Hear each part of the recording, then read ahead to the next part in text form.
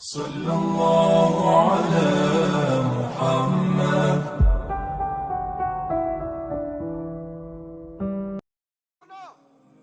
حضرت موسیٰ کے چچا کا بیٹا تھا قارون. حضرت موسیٰ کی دعا سے دولت ملی. اتنا دولت مند ہو گیا کہ خزانوں کی چابیاں 4 اونٹ اٹھایا کرتے. حضرت موسیٰ نے کہا کہ 1000واں حصہ زکوٰۃ فرض ہوئی ہے. کتنا حصہ؟ 40واں نہیں، 1000واں حصہ زکوٰۃ دے. کہنے لگا دیتا ہوں. گھر جا کے حساب کیا تو پریشان ہو گئے. اتنے پیسے دینے پڑیں گے. پریشان جب آتے ہیں تب نہیں پریشان ہوتے. اتنے آگے میرے پاس دینے پڑے تو کہنے لگا ہو اتنے پیسے. حضرت موسیٰ نے کہا دے. تو کہنے لگا جناب موسیٰ ویسے مہنگا نہیں پڑا آپ نے رکھا خرچہ. آپ فرمانے لگے میرا حکم نہیں، حکم میرے 40واں نہیں تھا. کون سا حصہ تھا بولیے؟ مسلمانوں کا کتنا ہے؟ سارے صحیح دیتے ہیں زکوٰۃ؟ کہتے میں تھوڑی تھوڑی دیتا رہتا ہوں. میں سال میں نے تھوڑی تھوڑی بانٹ دی ہے. کچھ ان کو دیا جو مجھے ووٹ دیں گے، کچھ ان کو دیا جو گاہے گاہے میرے گھر کا کوئی کام کر دیں گے. میں نے بانٹ دی ہے. ایک زکوٰۃ دے رہا ہے کہ سیاست کر رہا ہے تو؟ یہ کون سا طریقہ ہے؟ یہ کون سی طبیعت ہے؟ مضمون بھیجا ایک دوست نے. ایک بچی بڑی مشکل سے میٹرک اس نے کیا ہے تو کوئی امیر آدمی ان کے گھر میں پیسے دے گیا اس رمضان میں. حیدرآباد کے قریب کسی گاؤں کی رہنے والی. تو بچی اگلے دن جا کے سارا کچھ ان کے گھر دے آئی ہے. سارا کچھ دے آئی ہے. کیوں؟ کہ وہ بچی کہتی ہے میں یتیم ہوں. میں 1.5 سال کی تھی اور میرا بھائی ابھی پیدا نہیں ہوا تھا جب میرا والد فوت ہو گیا. تو میرے چچا نے دھکے دے کے نکال دیا. میری ماں نے برتن دھو دھو کے ہمیں پالا اور میری ماں نے ہمیں پڑھایا. شدید محنت کی. تو کہتی ہے کل ایک دنیا دار آیا. اس نے کہا میں نے راشن دینا ہے. زبردستی ہمارے گھر آیا، غریبوں کو دینا ہے. کہتی ہے میری ماں نے کبھی ہمارے سامنے دکھ نہیں اپنا کھولا کہ میں بڑی غریب ہوں، میں نے جوانی تمہیں. لیکن کیا عجیب منظر ہے کہ اس نے ایک توڑا دیا راشن کا. تو سویرے جب میری اماں زور کے بعد کام کر کے آئی ہے تو رو رہی تھی. میں نے پوچھا اماں کیا ہوا؟ تو کہنے لگی بیٹے 4 اخباروں میں میری تصویر لگی ہے. 4 اخباروں میں. مجھے کیا پتا اس کے پاس کتنے موبائل تھے، کتنی تصویریں کھینچتا رہا. تو وہاں رکھ کے کہنے لگی چچا ہم نے بڑی راتیں بغیر پنکھے کے گزاری ہیں، کئی دن بغیر روٹی کھائے گزارے، پر ہم نے اپنا پردہ نہیں کھولا. تو ایک آٹے کا تھیلا دے کے ہمارا پردہ کھول گیا. 4 اخباروں میں رکھ اپنا سامان اور سویرے اخبار میں یہ خبر بھی ضرور چھپوا دینا کہ وہ واپس کر گئے. یہ خبر بھی سویرے اخبار میں ضرور چھپوا دینا کہ وہ آٹے کا تھیلا وہ واپس کر گئے. یہ خبر چھپوا دینا.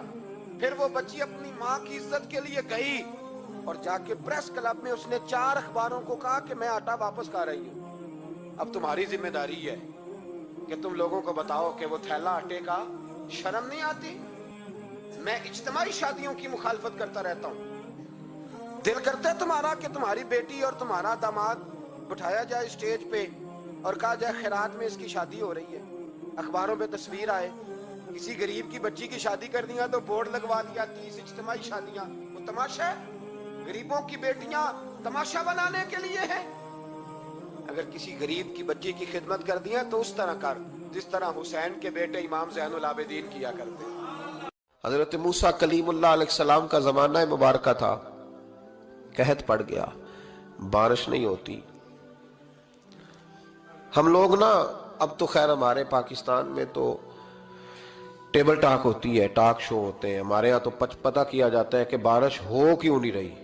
پھر اس پہ یہ ہوتا ہے کہ دھواں بڑا چڑھ گیا ہے، حالات بڑے خراب ہیں، فلاں ایسے ہو گیا قحط کا. ہم تو اسباب تلاش کرتے رہتے ہیں نا جی.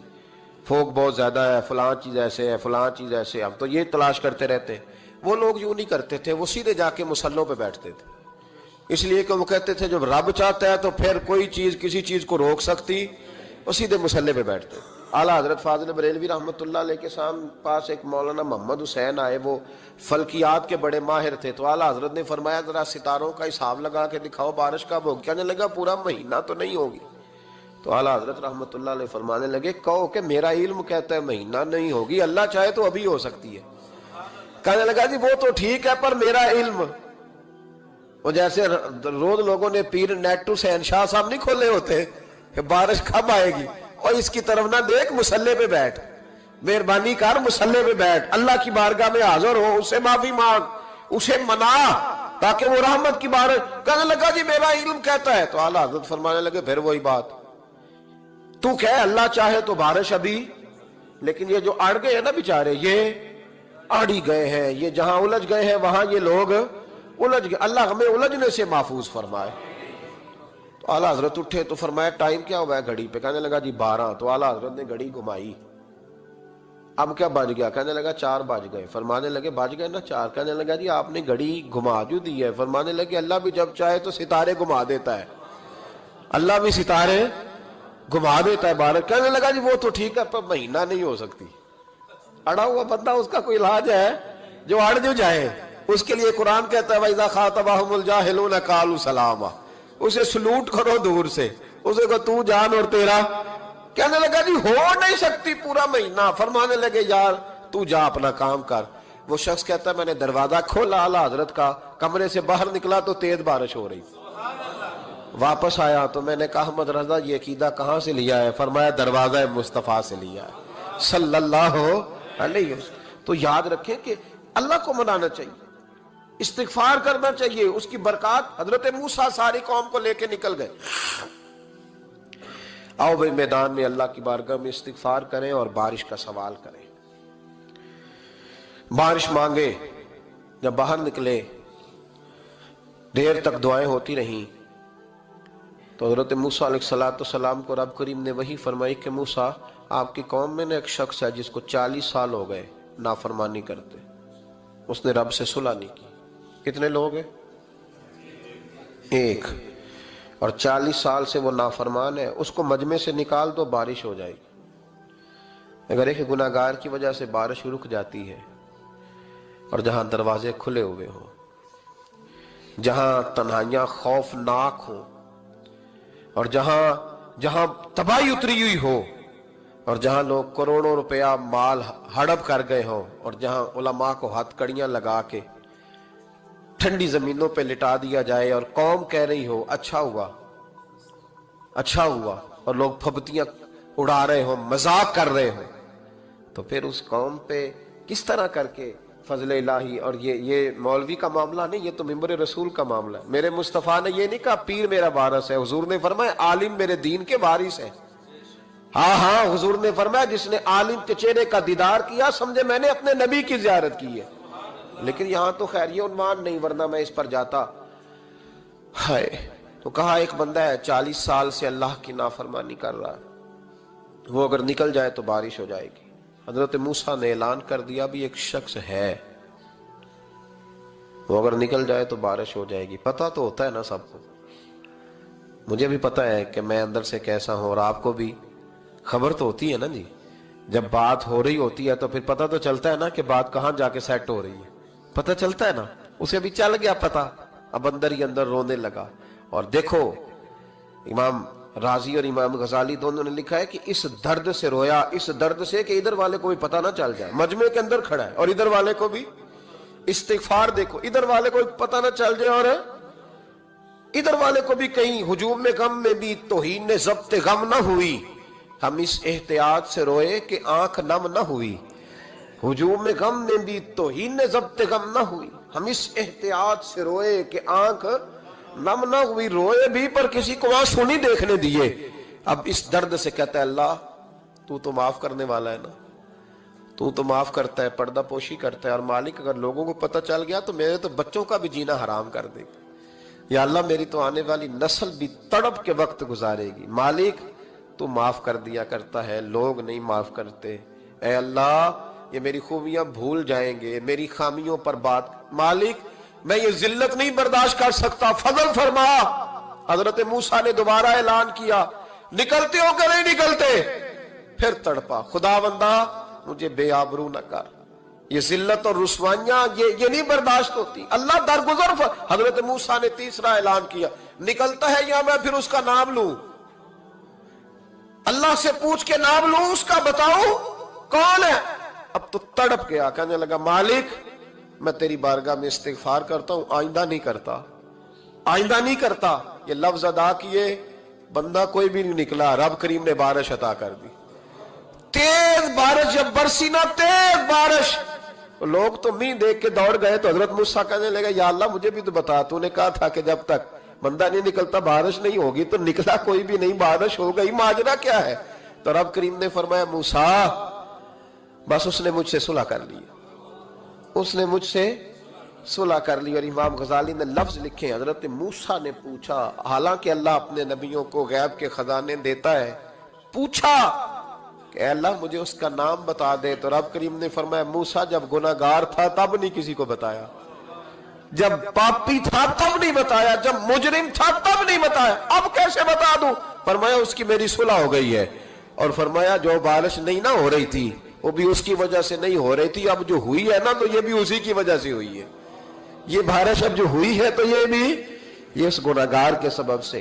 اپنی راتیں اللہ کے ساتھ گزارے، مصلی پہ بیٹھے۔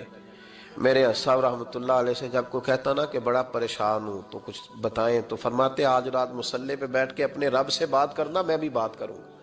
بندوں کو دکھ بتانے سے عزت میں کمی آتی، اور اگر اللہ کو بندہ اپنے دکھ بتائے تو اللہ عزتیں بڑھا دیتا۔ جناب عمر کا نام صرف کام نہیں، حضرت عمر کا نام انقلاب برپا کر دیتا ہے۔ حضرت عمر کا نام کفر کے ایوانوں میں جبر، ظلم، شرک کی وادیوں میں جب حضرت عمر کا نام بھی لیا جائے تو بے ایمان کانپنا شروع ہو جاتے۔ حضرت عمر فاروق رضی اللہ تعالی عنہ، حضرت عمر معمولی شخص نہیں، معمولی آدمی نہیں۔ کچھ لوگ صدیوں کے بعد پیدا ہوتے ہیں، اور کچھ لوگ ایسے ہوتے ہیں جو ایک ہی بار پیدا ہوتے ہیں، ان جیسا دوسرا پیدا ہوتا ہی نہیں، دوسرا ان طرح کا پیدا ہوتا ہی۔ حضرت عمر رضی اللہ تعالیٰ عنہ جیسی شخصیات پیدا ہی نہیں ہوتی دوبارہ۔ سارے صحابہ در رسالت مآب پہ خود آئے۔ یہ وہ عظیم شخص ہے جسے اللہ کے محبوب نے اللہ سے مانگ کے لیا، کہا اے اللہ یہ مجھے دے دے، اللہ سے مانگ کے لیا ہے۔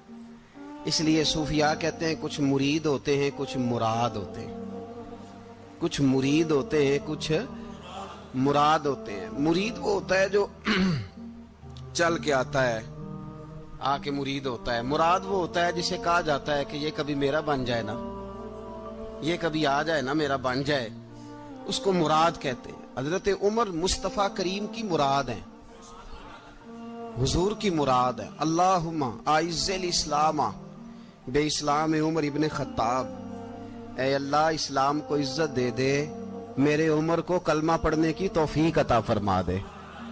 اور کیسے دعا مانگی؟ او یار حضرت عمر کی تو اس فضیلت کا کوئی جواب نہیں دے سکتا۔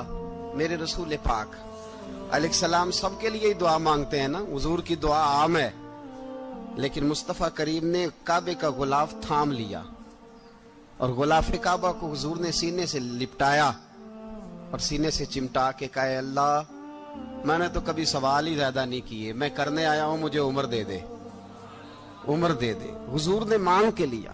اور پھر جب جس کو حضور مانگے اللہ سے کہ حضرت عمر رضی اللہ تعالیٰ عنہ کا آج یوم شہادت ہے، میرا تو دل کرتا تھا کہ فجر سے باتیں شروع ہوں اور سارا دن ہی عمر کی باتیں ہوتی رہیں، سارا دن جناب عمر کی باتیں، سارا دن، اس لیے کہ ذکر جناب عمر کا ہوگا پر راضی اللہ کے رسول ہوں گے صلی اللہ، تو جاگ کے بیٹھے، خوش ہو کے بیٹھے۔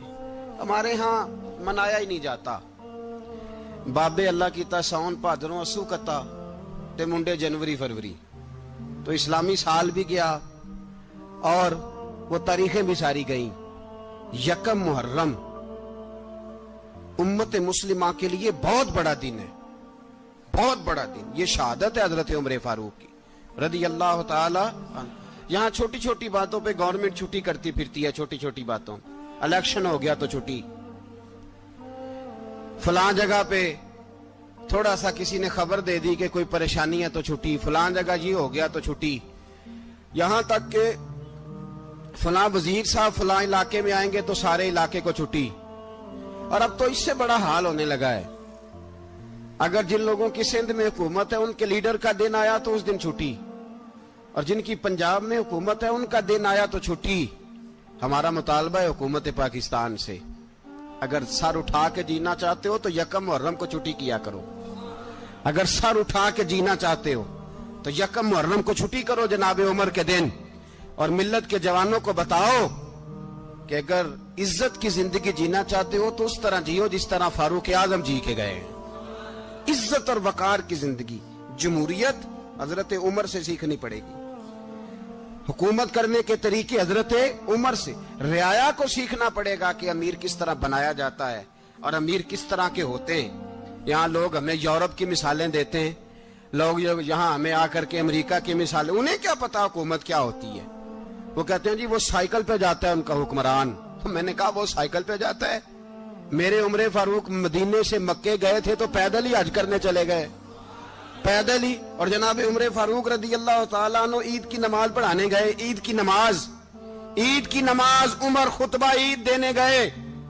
اور اس زمانے میں کون سا غریب ہے جو ننگے پاؤں جاتا ہو؟ کون سا غریب ہے جو مسجد ننگے پاؤں جاتا ہو؟ لوگوں نے تو 3 قسم کی چپلیں رکھی ہوئی ہیں. ایک مسجد جانے کی علیحدہ ہے, گھر پہننے کی علیحدہ ہے, شادی بیاہ پہ جانے کی چپل علیحدہ ہے. حضرت عمر فاروق رضی اللہ تعالیٰ عنہ نکلے عید کا خطبہ دینے کے لیے تو بیوی سے کہنے لگے جوتا. اس نے کہا صاحب اتنی دفعہ ٹوٹا ہے اب گانٹھا نہیں جا سکتا, اتنی دفعہ ٹوٹا ہے کہ اب دوبارہ پیمند نہیں لگ سکتے.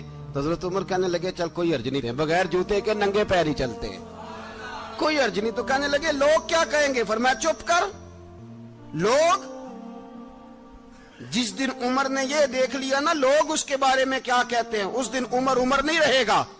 تو کہا پھر آپ کا نظریہ کیا ہے؟ فرمایا میرا نظریہ یہ ہے کہ رب رسول میرے بارے میں کیا کہتے ہیں. لوگوں کا کیا ہے؟ لوگ کل کسی کے بارے میں کچھ کہتے ہیں اور پرسوں کچھ کہتے ہیں. میرا نظریہ یہ ہے کہ رب رسول میرے بارے میں ننگے پیر عمر جا رہے ہیں. کون جی؟ میں بڑا ماڑا. اچھا جناب کیا غربت ہے؟ 10 قسم کے جوڑے لٹکے ہوئے ہیں کمرے میں اور پہننے کی فرصت نہیں. سویرے کیا پہننا ہے, شام کیا پہننا ہے, 15 سوٹ کٹھے استری ہو کے لانڈری والا بھیج رہا ہے, اور تو غریب ہے. تو بہت بڑا غریب ہے. اس لیے کہ غربت پیسوں کی وجہ سے نہیں ہوتی, غربت تو دل کی ہوتی ہے. تو واقعی بڑا غریب ہے اور تو غریب ہی رہے گا. امیر تو عمر فاروق تھے جو ننگے پاؤں چلے گئے عید کی نماز پڑھانے. تو رستے میں جو ملا کہنے لگا عمر جوتا تو پہن لو. فرمایا تمہیں عمر کا جوتا نہ پہننے کا نقص تو نظر آیا ہے, کوئی حرج نہیں.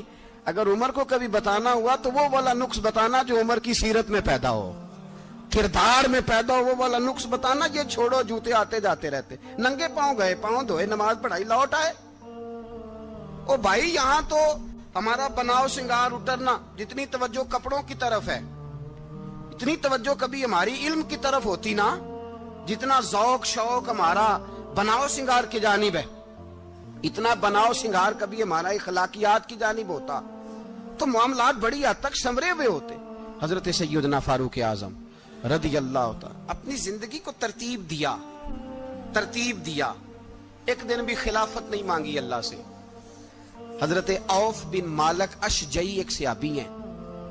حضرت عوف بن مالک رضی اللہ تعالیٰ عنہ فرماتے ہیں کہ جناب ابو بکر صدیق کا زمانہ تھا تو میں نے خواب دیکھا.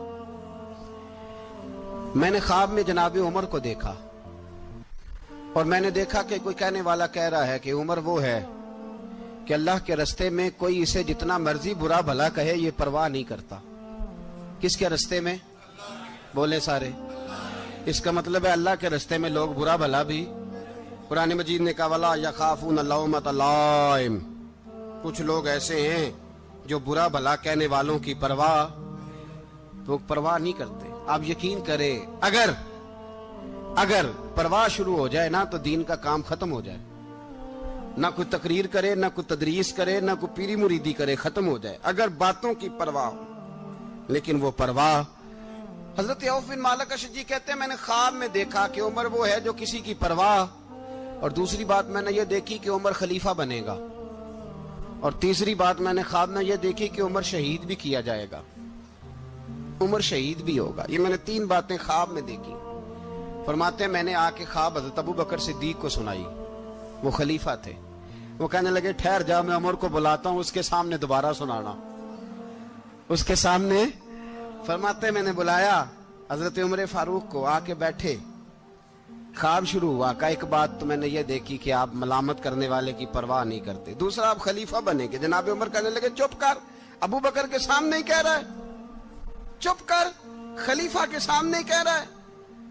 تو حضرت ابو بکر صدیق کہنے لگے عمر اسے کہنے دو، مجھے لگتا ہے رب کی رضا یہی ہے کہ میرے بعد اگر مصطفیٰ کا منبر ملے تو عمر کو ملے، اسے کہنے دو، کہنے دو.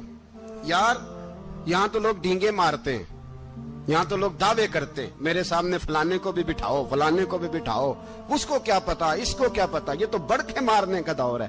حضرت عمر رضی اللہ تعالیٰ عنہ کو تیسری بات کہی. حضرت عوف بن مالک نے کہا آپ شہید کیے جائیں گے، میں نے خواب دیکھی ہے. نیک لوگوں کے خواب بڑی حد تک سچے ہوتے ہیں. کہا میں نے خواب دیکھی ہے. تو حضرت عمر کہنے لگے شہید تو دلیر لوگ ہوتے ہیں، شہید تو دلیر، جسے سارا زمانہ دلیر کہہ رہا ہے وہ اپنے بارے میں کیا کہہ رہے ہیں؟ کہتے ہیں شہید تو دلیر، میں تو کاہل سا آدمی ہوں، سست آدمی ہوں، میں تو اتنا کام ہی نہیں کرتا. تو یہ خواب تو نے جو دیکھا ہے نا پھر سے دیکھنا. تو ابو بکر صدیق فرمانے لگے عاجزی نہ کر، انکساری نہ کر، تو جو کہہ رہا ہے ٹھیک کہہ رہا ہے، لیکن مجھے سن کے شکر بھی ہوا ہے اور افسوس بھی ہوا ہے.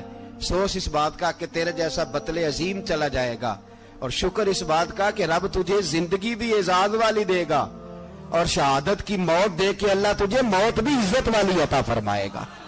اللہ موت بھی تجھے عزت والی دے گا، تجھے کاہلوں جیسی موت اللہ. حضرت فاروق اعظم رضی اللہ. او بھائی یہاں تو اس زمانے کا سب سے بڑا مسئلہ پروٹوکول ہے. لوگوں کو پتا ہوتا ہے کامل پیر ہے، کامل مرشد ہے، لوگ نہیں جاتے. میں کسی کا مرید ہو جاؤں، میرا پروٹوکول کدھر گیا؟ پتا ہوتا ہے یہ کامل استاد ہے، میں اس کے پاس بیٹھوں گا تو میری تربیت کرے گا، لیکن لوگ شاگرد نہیں بنتے. میں کدھر گئی؟ یہ جو پروٹوکول کی مصیبت ہے نا، اس نے بڑے بڑے لوگ زیرو کر دیے، بڑے بڑے لوگ. اور یہ مت سمجھے کہ آپ کا وزیر اعظم پروٹوکول لیتا ہے یا آپ کا صدر پروٹوکول، وزراء، ایسی کوئی بات نہیں. ہم چھوٹے طبقے سے لے کر بڑے سارے پروٹوکول کے قائل ہیں. ہمارا تو داماد بھی کہتا ہے کہ مجھے پوچھا نہیں میں تمہارے گھر کیوں آؤں. ہمارا تو بھائی ہر شخص اعلان کرتا ہے پروٹوکول کا، فلانے نے عزت نہیں دی تو واپس آ جاؤ، فلانے نے سلوٹ نہیں کیا تو واپس آ جاؤ. لوگ جہاں سلوٹ کرنا چاہیے وہاں بھی سلوٹ کرانے کے قائل ہیں. پر حضرت عمر رضی اللہ تعالی، حضرت عمر کی سادگی اور پھر جناب عمر کی عاجزی، جب انسان اپنے اوپر سوار کر لیتا ہے نا، سوار کر لیتا ہے، میں بدکار پرانا خادم، کسے در ملی نٹ ہوئی، تے واصف یار نے نظر جو کی تھی تے واصف ہی.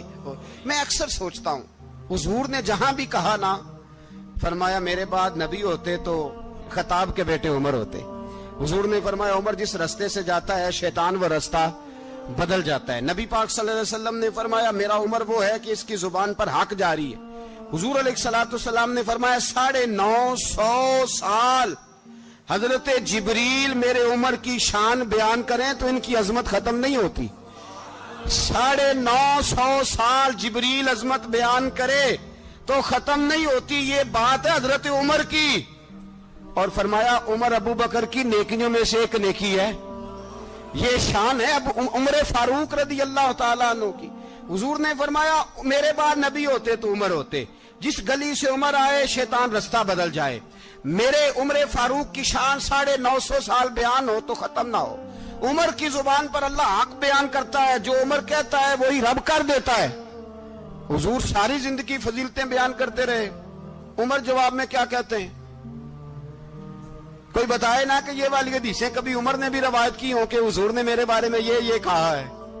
یہ روایتیں وہ روایت نہیں کرتے. ان سے جب لوگ کہتے عمر تیری بڑی بات ہے تو عمر رو پڑتے، کہتے میں تو اونٹ چرانے والے باپ کا بیٹا ہوں، میں تو اونٹ چرانے والے باپ کا بیٹا. اونٹ چرا، اس سے آگے عمر گئے ہی نہیں ساری زندگی، اس سے آگے لفظ ہی نہیں ادا کی. اور میں تو بھائی اونٹ چرانے والا، میرا باپ تو اونٹ چرایا کرتا تھا، 10 اونٹ تھے، میری ڈیوٹی ہوتی تھی، سنبھالے نہیں جاتے تھے، ابا ڈنڈوں سے مارتا تھا. सारी जिंदगी उम्र हाज करने गए, एक खुश्क तना खजूर का उमर फारूक रदी अल्लाह ताला अन्हु ने उसको अपने कलावे में लिया, रोने लगे। लोगों ने कहा उमर क्या हुआ? फरमाने लगे यहां मैं ऊंट चराया करता था, यहां मैं ऊंट चराता था, 10 ऊंट संभाले नहीं जाते थे। देखो रसूलुल्लाह की शान, आज सारी उम्मत चलाने का तरीका अता फरमा दिया है। सारी नजरिए से प्यार। यार पैसा किसको बुरा लगता है? आप जिस आदमी की 50 करोड़ की प्रॉपर्टी है उसको पूछें सबसे गरीब, आपको वही नजर आएगा। वो कहेगा मैं टाइट हूं, हालात बड़े।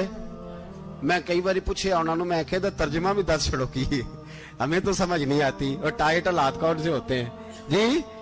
जिस आदमी का करोड़ों में कारोबार है ना, उसको आप छेड़े वो रोने लग जाएगा, रोने। तो कई मैंने ऐसे देखे हैं, किराए का मकान है, उनसे पूछे साहब क्या हाल है, तो कहते हैं जितनी अल्लाह ने शान वाली जिंदगी हमें अता की है किसी को नहीं दी हुई। इसका मतलब है खुशी भी यही है और गम भी यही है। अंदर से खुशी है, अंदर से ही। तूने अगर राजी रहना है तो इधर से रहना है, नाराज रहना है तो बस अपने आप को खुश रखेगा तो हो जाएगा। सारे सहाबा मिल के आए, कहने लगे उमर फारूक से कहना है नबी पाक के जमाने में तो जाहिरन गुर्बत थी, अबू बकर के दौर में भी गुर्बत थी, अब तो बड़ा माल है। उमर से सिफारिश करो कि उमर नया कुर्ता पहना करे। मुल्कों के सफीर आते, उमर वही फटी पुरानी चादर ओढ़ के और वही कई जगह पे पेबंद लगे सूट पहन के सफीरों के सामने बैठ जाता है। उमर को मशवरा दो, तय हो गई बात। सब ने जब मशवरा दे लिया तो सारे कहने लगे ये बताओ शेर की मूंछ को हाथ कौन लगाएगा? कहना किसने है? बंदा भी तो ढूंढो ना। मैं कहा जनाब मेरा ये ख्याल है कि मौला अली शेर खुदा कहेंगे, क्योंकि जिस शख्स की उम्र को सबसे ज्यादा हया करते देखा वो शेर खुदा मौला अली है रदी अल्लाह ताला अली कहेंगे। इसलिए कि जनाब अली तो कई दफा जब गुफ्तगू करते थे तो हजरत उमर चुप कर जाते थे और फरमाते थे अली ना होता तो मैं हलाक हो जाता। तो कहा अली से कहो। जनाब अली शेर खुदा को बुलाया, किस काम के लिए जी? अल्लाह अकबर। ये जरा आपने इस दौर पे इस बात को जरा लाका जनाब उनसे कहें कि ज्यादा नहीं, एक कुर्ता नया पहन ले। सफीर आते हैं, वजीर आते हैं तो एक कुर्ता नया पहन ले। हजरत अली को बुलाया, आप फरमाने लगे कोई और बात होती तो मैं कह देता, ये वाली मैं नहीं कह सकता। कोई और होती तो मैं उमर को कई दफा कह देता हूं, जलाल में भी तो सुन, ये वाली मैं नहीं कह सकता। मैं तुम्हें एक मशवरा देता हूं। कहा वो क्या? कहने लगे सैयद आयशा सिद्दीका से कहो, वो मोमिनों की मां है, उमर टालेगा नहीं। अम्मा जी से जाके कहा अम्मा जी नया कुर्ता उमर से कहें पहन लें। वजीर आते हैं, बड़े बड़े लोग, तो चलो कोई अर्ज नहीं। अम्मा जी ने कहा अच्छा कोई बात नहीं, मैं बुला लेती हूँ। जनाबे आयशा ने पैगाम भेजा। जब खादम ने कहा ना मुस्तफा के घर से पैगाम आया है, तो 20 लोग बैठे थे। उमर कांपते हुए उठे, कांपते दौड़े। हजरत आयशा पर्दे में थी तो फरमाती है उमर अत्ताहियात की हालत में बैठ गए। कहा अम्मा जी देर तो नहीं हो गई मुझे आने में? कहा नहीं, टाइम पे आ गए हो। किस लिए बुलाया था?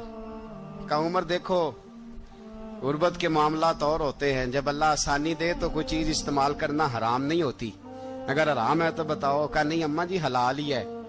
तो फरमाया फिर इतने सफीर आते हैं, मुशीर आते हैं, अब तो माले गनीमत बड़ा आता है, ढेर लग जाते हैं मस्जिद में, तो चल एक नया कुर्ता तुम भी पहन लिया करो। और आप नया कुर्ता पहनोगे तो धाक बैठेगी गैरों पर। तो सहाबा का मशवरा है कि आप नया लिबास पहने। अम्मा जी कहती है मैंने हुक्म दिया तो उमर चुप कर गए, गर्दन झुक गई। थोड़ी देर के बाद सैयदना उमर फारूक ने सर उठाया तो दाढ़ी पे आंसू गिर रहे थे, रो पड़े। कहने लगे पाक महबूब की पाक बीवी, जैसे हुक्म करती हो मैं हाजिर हूं, पर मुझे वो वाला लिबास पहनाना जो मेरे मुस्तफा ने पसंद फरमाया है। अगर ये रंग रसूल पाक का है तो मैं हाजिर हूं, और अगर नबी पाक का नहीं तो फिर जैसे आप हुक्म करें। जनाब आयशा कहते हैं उमर रोए तो मैं ज्यादा रोई, मेरा पल्लू भीग गया आंसुओं से। मैंने कहा उमर आप जाइए। उमर यूं निकले तो जो सहाबा खड़े थे वो कोने में थे, सारे आ गए। कहा अम्मा जी क्या बनाओ? फरमाया भाई तुम सब जो बातें कहते हो वो अपनी जगह ठीक हैं, پر عمر جو بات کرتا ہے وہ سب سے زیادہ ٹھیک ہے. عمر جس پہلو پر بات کرتا ہے وہ یار ایسی عاجزی، ایسا رنگ، ایسا انداز، ایسا طرز حیات، ایسی زندگی. اولاد کے معاملے میں لوگ بزدل ہو جاتے ہیں، بزدل. پر حضرت عمر کا بیٹا مصر گیا، وہاں سے کمائی کر کے لایا، تجارت کرنے گیا، لاکھوں کا مال. کون سا باپ ہے دنیا میں جس کا بیٹا باہر سے پیسے لے کے آئے تو ابا تفصیل پوچھے کہ بیٹا کہاں سے کمائے، کہاں سے لایا، کتنے ملے، کیوں آئے؟ کون سا باپ تفصیل پوچھتا ہے؟ ابا تو کہتا ہے لا صحیح، اور تعریفیں کرتا ہے میرا بیٹا بڑی کمائی کرتا ہے. کبھی پوچھا ہے اس سے کہ ڈیوٹی صحیح دیتا ہے کہ نہیں؟ کبھی پوچھا ہے کہ تو ایمانداری کی روزی لاتا ہے کہ حرام کی کماتا ہے؟ یہ باپ کی ذمہ داری ہے، یہ اماں کی ذمہ داری ہے. پھر کہتا ہے بیماری کیسے آ گئی، پریشانی کیسے آ گئی؟ تو نے کبھی سوال کیا اپنی اولاد سے؟ حضرت عمر فاروق رضی اللہ تعالیٰ عنہ کا بیٹا مصر سے پیسے کما کے لایا تو جناب عمر نے بلایا، فرمایا بیٹے اتنی تو تیرے پاس راس ہی نہیں تھی، تھوڑے سے تو پیسے لے کے گیا تھا، اتنی کمائی کیسے ہو گئی؟ اتنے تو پیسے نہیں تھے صاحب، کہاں سے کمائی لائے؟ اس نے کہا ابا جی وہ جو میرے چچا ہے نا مصر کے گورنر، آپ کے دوست، انہوں نے میری مدد کی ہے. فرمایا جتنے لوگ گئے تھے سب کی ہے مدد اس نے؟ کہا نہیں صرف میری کی. فرمایا تیری کیوں کی؟ تیری کیوں کی؟ کہا حضور آپ کے دوست ہیں. فرمایا چپ کر حضور انہوں نے مجھے اتنے پیسے دیے، میں نے کاروبار میں ڈالے تو نفع آیا تو میں ان کی رقم دے کے. فرمایا خاموش ہو جا، باقی جتنے لوگ گئے تھے سب کی مدد کی اس نے؟ کہا نہیں حضور صرف میری کی. فرمایا اس نے تیری مدد نہیں کی، اس نے خلیفہ کے بیٹے کی مدد کی، اس لیے کہ وہ خلیفہ کو اپنے حق میں نرم کر سکے. فرمایا آدھا مال تیرا ہے، آدھا مال غنیمت کا ہے، مال خزانہ کا ہے، مسلمانوں کا ہے، اس لیے کہ تو جو وہاں سے مال کما کے لایا ہے وہ اپنے باپ کے خلیفہ ہونے کی وجہ سے کما کے لایا ہے، لہذا رکھ ادھر. یہاں کہتے ہیں کدھر سے آیا، کیسے آیا، کون سا حساب دیں، کیا کریں؟ او بھائی حضرت عمر رضی اللہ تعالیٰ عنہ کا اپنی اولاد کے بارے میں یہ رنگ ہے. ایک جنگ سے نا خوشبو آئی، خوشبو بڑی مہنگی ہوتی تھی، عرب میں خوشبو آج بھی بڑی مہنگی ہے، وہ زیادہ استعمال کرتے ہیں. میری باتوں کی سمجھ آ رہی ہے میرے بھائیوں؟ بڑی مہنگی خوشبو تھی. جب وہ خوشبو آئی تو حضرت عمر نے کہا، گھر میں پہلے پہنچی حضرت عمر کے، چونکہ زیادہ عورتیں استعمال کرتی تھی گھر کے اندر خوشبو، مرد بھی لگاتے تھے.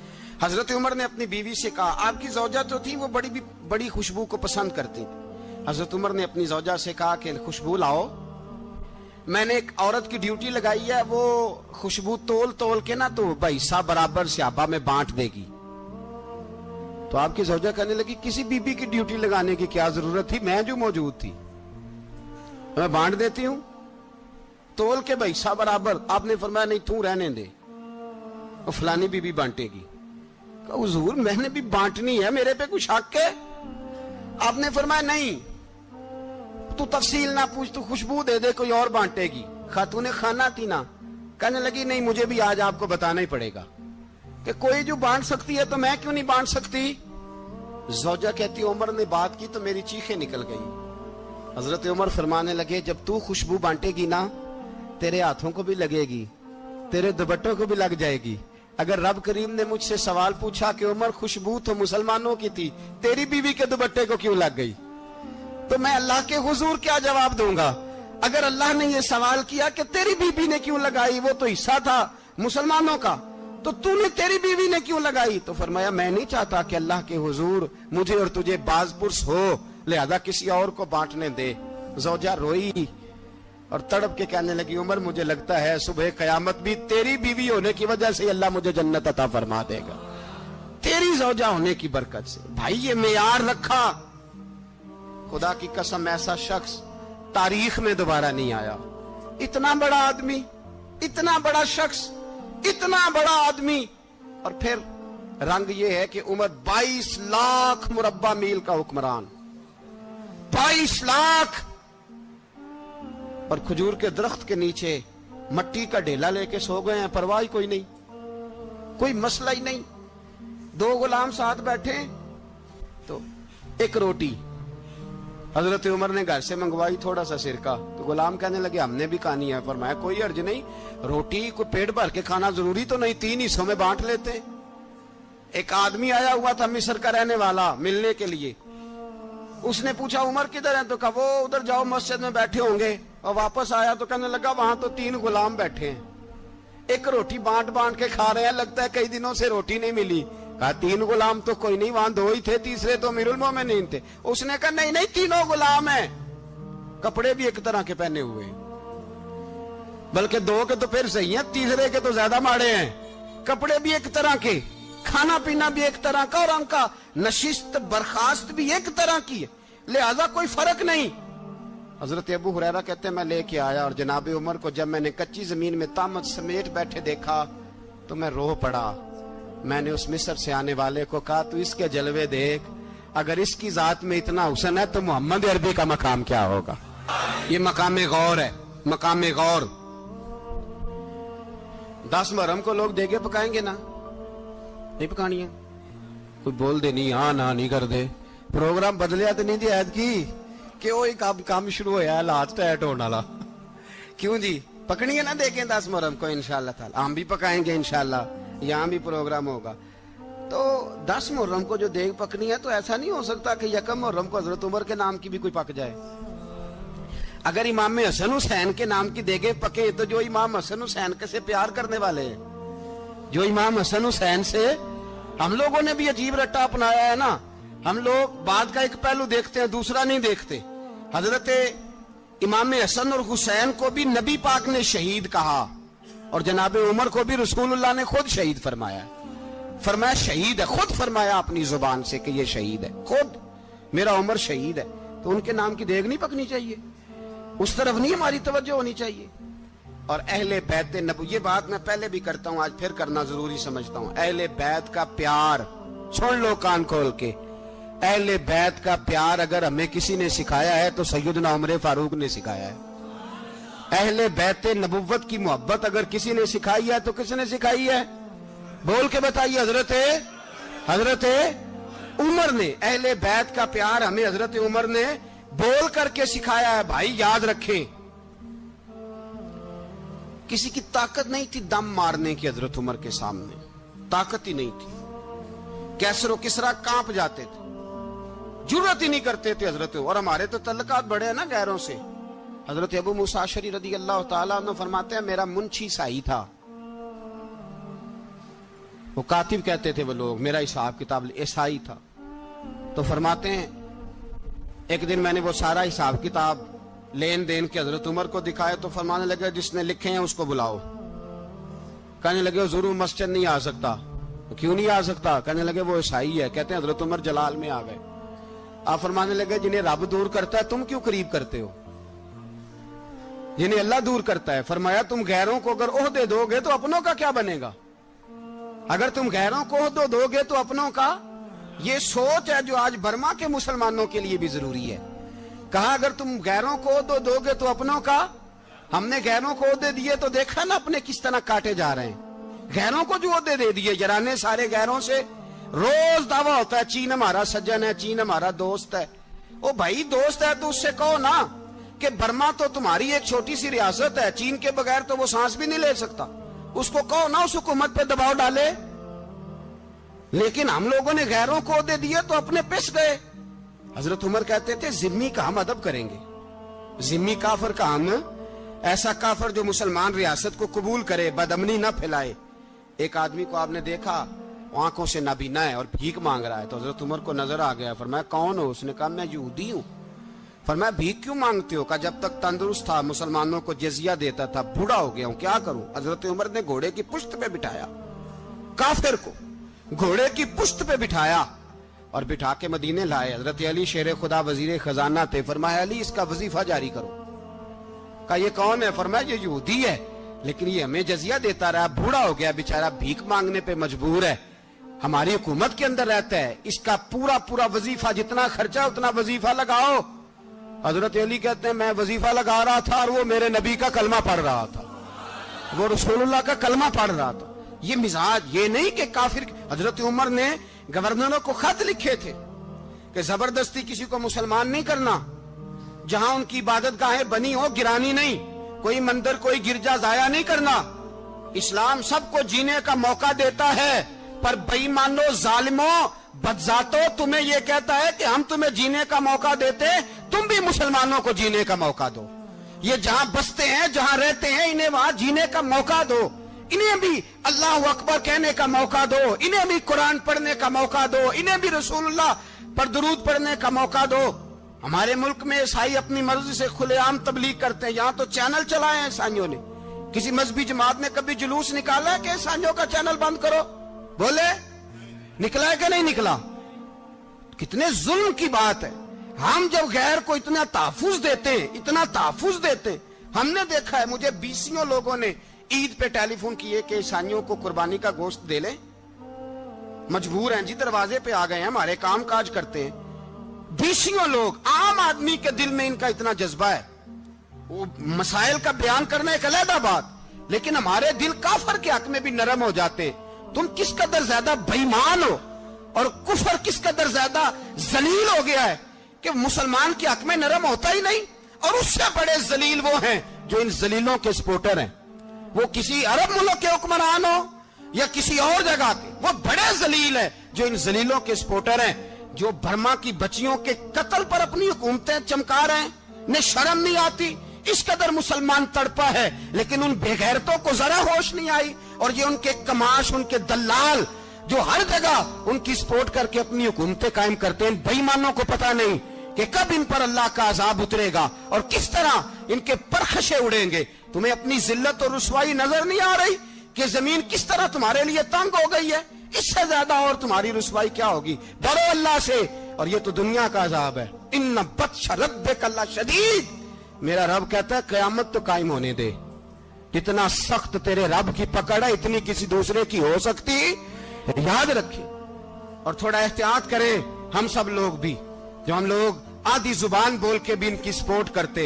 अब शर्म आनी चाहिए हमें इन हुकूमतों की सपोर्ट करते जो मुसलमानों की लाशों के ऊपर हुकूमतें कायम करते हैं। शर्म आनी चाहिए। बहरहाल बात दूर निकल जाएगी और मैं अपने मजमून पे रहता हूं। अहले बैत का प्यार अगर सिखाया है तो जनाबे उमर ने सिखाया है, रदी अल्लाह ताला अन्हो। इमाम हसन मिलने, आप यकीन करें, मैं जब इस वाकया को पढ़ता हूं तो मेरा दिल झूम जाता है। मैं कहता हूं यार, डाडा होना अपनी जगह पे, इश्क होना अपनी जगह पे, इंसान का बावकार होना अपनी जगह। जहां खड़े होना था वहां ये खड़े होते थे, और जहां झुकना था वहां ये इन लोगों में इकबाल ने कहा था, तेरी निगाह नाज से दोनों मुराद पा गए, अकले की याबो जुस्तजू इश्के हुजूरो इस तरह। जहां अगर आया है सामने कैसरो किसरा तो उमर जैसा दलेर कोई नहीं। अगर सामने आया ईरान का बादशाह तो उमर जैसा तगड़ा कोई नहीं।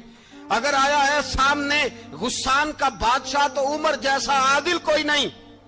लेकिन अगर अली का बेटा आया है, अगर फातिमा के लाल पारे आए हैं, तो फिर फारूक आजम से जैसा मुहिब कोई नहीं, फिर उनसे जैसा प्यार करने वाला कोई नहीं। अंदर बैठे हैं जनाबे उमर, अंदर तन्हाई में कुछ वजीरों से गुफ्तगू हो रही है, मीटिंगें जारी हैं। आपके बेटे मिलने आए जनाबे अब्दुल्ला इब्ने उमर, अब्बा जी मिलने आए। बात ठहरो, बात कर रहा हूं, कोई ना अंदर आए।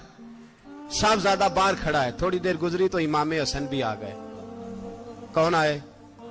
आपको अजब मिलेगा इमाम साहब का नाम लेने से, वो सरदार हैं जन्नतियों। कौन आए? सारे बोलिए, इमाम हसन, तेरी नस्ल पाक में है बच्चा बच्चा नूर का, तू है ने नूर तेरा सब घराना। इमाम हसन आए तो हजरत अब्दुल्ला इब्ने उमर को दरवाजे पे खड़े देखा। कहा अमीरुल मोमिनीन कहाँ हैं? कहने लगे हजरत उमर के बेटे। कहने लगे वो अंदर बैठे, कुछ मीटिंग हो रही है, और उन्होंने कहा कोई अंदर ना आए, लेकिन आप जाना चाहें तो चले जाएं। आप जाना चाहें तो, तेरी नस्ल पाक में है बच्चा बच्चा नूर, आप जाना चाहें तो चले जाएं। तो उन्होंने कहा जब आप बाहर खड़े हैं तो मुझे कोई इतना जरूरी काम नहीं, और अभी जोर की नमाज थोड़ी देर में होगी, मैं मस्जिद में मिल लूंगा अमीरुल मोमिनीन से। ये बात कह के इमाम हसन चले गए। यार इतनी बड़ी बात नहीं थी, इतनी बड़ी बात नहीं थी।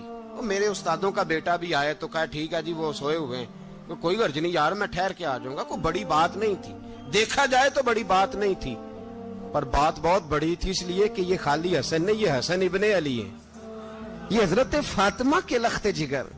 हजरत उमर बाहर निकले, अब्दुल्ला इब्ने उमर से पूछा कोई आया तो नहीं? तो कहा हुजूर इमाम हसन आए थे। तो कहा फिर शहजादे को अंदर क्यों नहीं भेजा? कहा मैंने कहा था। वो कहने लगे अगर अमीरुल मोमिनीन मसरूफ हैं तो मैं जोहर में मिल लूंगा। हजरत उमर रोने लगे, फरमाया बेटे तूने अच्छा नहीं किया। फिर मस्जिद नहीं गए, सीधे इमाम हसन के दरवाजे दस्तक दी। इमाम हसन बाहर आए, कहा शहजादे आए थे तो मिले क्यों नहीं? तो इमाम हसन कहने लगे हुजूर आपका अपना बेटा दरवाजे पे खड़ा था, आपका अपना बेटा दरवाजे पे खड़ा था, और मना भी किया था आपने तो मैं जोर में मिल लेता। हजरत इमाम हसन फरमाते जोशे जज्बात में जनाबे उमर ने सर से पगड़ी उतार दी, जोशे जज्बात में। कहने लगे हसन मेरे बेटे का और आपका क्या मुकाबला? क्या उसकी मां का नाम फातिमा ज़हरा है? क्या उसकी नानी का नाम खतीजतुल कुबरा है? क्या उसके नाने का नाम मोहम्मद मुस्तफा है? आपका और उसका क्या मुकाबला? फिर रो पड़े और कहने लगे बेटे मैं मक्के के सहराओं में ऊंट चराया करता था, ये जो मेरे सर पर इज्जत के बाल हैं ये तेरे नाने के उगाए हुए। मैं मक्के के खबरदार शहजादे खबरदार। ओ भाई अहले बैत नबुव्वत के अदब का रंग अगर सिखाया है तो सैयदना उमर ने सिखाया है। हजरत उमर फारूक अथॉरिटी है, इस्लाम की अथॉरिटी। यकम मुहर्रम हजरत उमर की शहादत है। यहूदी बोल उठा, काफिर बोल उठा। अगर 6 महीने उमर दुनिया में और रहते तो दुनिया में कोई काफिर मौजूद न होता। 6 महीने। और जब इस बतले जलील का जनाजा उठा, अल्लाह बुखारी पढ़िए ना, अल्लाह मरजुकना शहादतन फी सबीलिक, अल्लाह बिस्तरे की मौत ना देना, शहादत ही देना। उमर शहीद हुए, मस्जिद नबी में नमाज पढ़ाते। और जब जनाजा उठा तो मदीने का फिर पीछे जो दलेर बचे वो मौला अली थे। मौला अली जनाब उमर का जनाजा उठा तो सबसे पहली हाय जो निकली वो हजरत अली की जुबान से निकली। और हजरत अली सारी दाढ़ी आंसुओं से भर गई। लोगों ने कहा कि अली क्या हुआ? फरमाने लगे तुम देख नहीं रहे जनाजा किसका उठा है, पलट के देखो तो सही, तुम पता नहीं है कौन गया है। हुजूर क्या हुआ? अब फरमाने लगे उमर इस तरह के काम करके गया है, अब इनके रस्तों पे कौन चलेगा? कौन इसके जिगर राहे वफा में? मैं नक्श ऐसे छोड़ आया हूँ, मैं जिस मंजिल से गुजरा हूँ वो अब तक याद करती है। हजरत अली हजरत उमर के जनाजे पे खड़े होकर कहते हैं अल्लाह मुझे उस तरह के अमल करने की तौफीक दे जिस तरह की उमर करके गया। मेरे भाई बतले अजीज बतले हुर्रियत हजरत उमर रदी अल्लाह ताला अन्हो जो अपनी जिंदगी इनकलाब वाली गुजार के गए। उमर जब दुनिया से गए तो 80 दिनार का कर्जा था। 22 लाख मुरब्बा मील का हुक्मरान। और अपने बेटे से कहने लगे बेटे कोशिश करना तेरे खानदान वाले मिलके मेरा कर्जा उतार दे, मेरी कब्र पे बोझ ना रहे। और अगर खानदान वाले मदद न करें तो मेरे दोस्तों से बात करना, वो मदद न करें तो फिर अली से बात करना। इनका प्यार आपस में इतना और तू इख्तलाफ साबित कर रहा है। 80 दिनार का कर्जा छोड़कर हजरत उमर दुनिया से गए और जाती दफा कह गए मेरे बाद मेरे बच्चों को हुकूमत के मशवरे में भी शामिल ना करना, हुकूमत के मशवरे में भी मेरी औलाद शामिल ना हो। इतना बड़ा शख्स इतना बड़ा रंग दे के यकम मुहर्रम को जब उमर फारूक का विसाल हुआ तो बेटे से कहने लगे अम्मा आयशा से जाके कहो मेरा भी नबी पाक के रोजे में दफन होने को दिल करता है। एक कब्र की जगह है अम्मा जी ने अपने लिए रखी है, बुखारी है बुखारी। हजरत आयशा के पास साहबजादे गए, कहने लगे अम्मा जी उमर को जख्म लग गया है, हालत बड़ी परेशानी वाली है। वो कहते हैं अगर अम्मा इजाजत दे। सैयद आयशा रो पड़ी, फरमाने लगी कि वो अपनी कब्र की जगह तो नहीं ना किसी को देता, पर उमर ने कमाल ही बड़ा किया। उसे कहो जाओ गुंबद खजरा में कयामत तक जो मुस्तफा पे और अबू बकर पे सलाम पड़ेगा वो तुझ पे भी सलाम पढ़ के जाएगा। जाओ मैंने जगह। मेरी बात